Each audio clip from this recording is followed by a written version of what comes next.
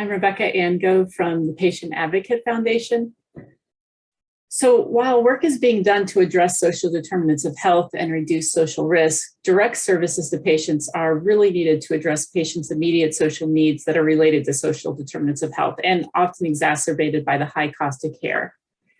Social needs navigation is designed to do just this. It helps patients understand their current situations, identify and prioritize their financial and social needs related to care, and also helps them find resources to meet these needs. And this is really, really important work. So we know that unmet social needs impact healthcare access. We also know that many systems aren't screening for or have limited screening for these social needs because they don't want to screen for something there's no intervention for or that they don't have an effective response to. So one such intervention could be, and really should be, needs navigation. This is something that here at Patient Advocate Foundation, we provide these services to patients with chronic and complex conditions through our case management program. We served 21,000 patients last year. So connection to needs navigators, to social need navigation is particularly important for specific populations that experience premature mortality because of the most critical social determinants of health. So specifically, really, the gaps caused by those. These groups include the disabled, the rural, those with low literacy, and limited resource patients. Our case managers and really all needs navigators are often called to help with the negative effects that come from both the cost of healthcare and the cost of living expenses. This negative effect on patients, navigators can help by facilitating access to safety net programs, by negotiating resolutions to medical debt, by educating individuals on options for healthcare coverage and relevant resources. So navigators do a lot of different things to really help support patients in their care, but also the constellation of challenges that a lot of patients experience when faced with a chronic or complex diagnosis. So the social needs navigation is a viable part of a comprehensive response to clinical social determinants of health screening because it gives clinicians and the care team an option when a need is identified.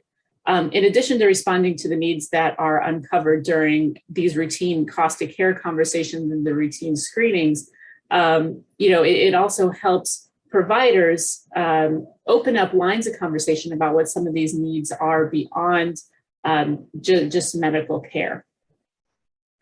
So we know that avoiding financial distress is often talked about as a goal of care. So when you talk to patients about what matters most to them, avoiding financial distress always comes up.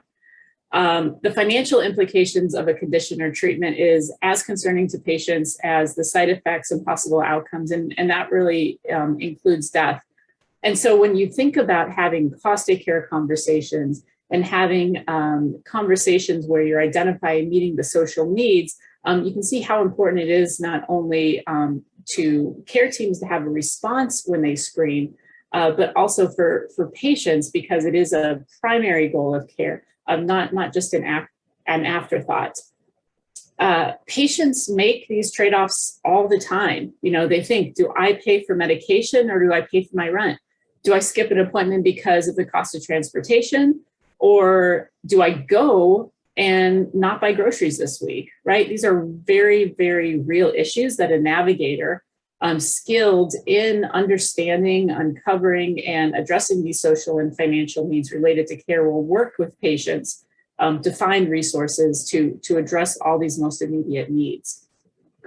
I think it's important to say too, it's not just as simple as, if you ask a patient, they'll tell you, patients are often hesitant to discuss cost concerns or other social needs with their provider.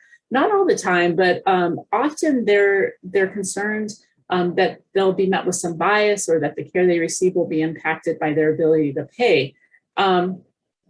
But it's interesting because then often that ability to pay also influences how, when, and where patients access healthcare. So patients will delay or skip the care they need. And so you can see that this is really a vicious cycle But the cycle can be broken with skilled communication about financial and social needs, by screening for social determinants of health, the social need that comes from them, and embed that screening in routine care. So, screen and talk to patients early and often. And then also by providing the right resources like needs navigation to patients at the right time, really before they're in financial crisis.